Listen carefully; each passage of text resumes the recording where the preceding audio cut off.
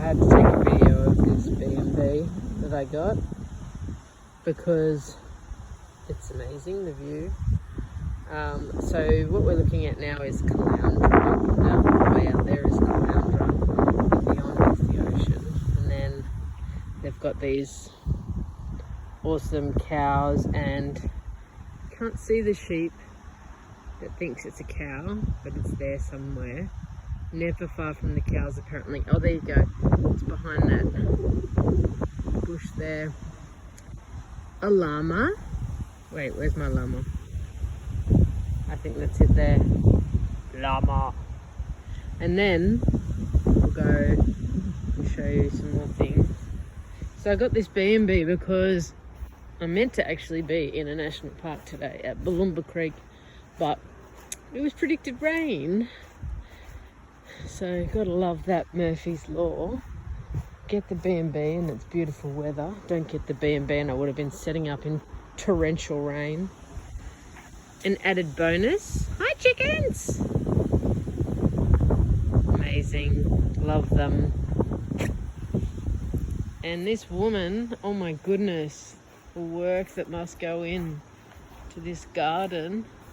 These are easily the most impressive shallots I have ever seen in my life. They're better vantage point from over here. I have to even zoom in on them, they're that impressive. So fat, oh my gosh. They're so big. And then all of this is an entire bed of strawberries. And she's even got pineapples.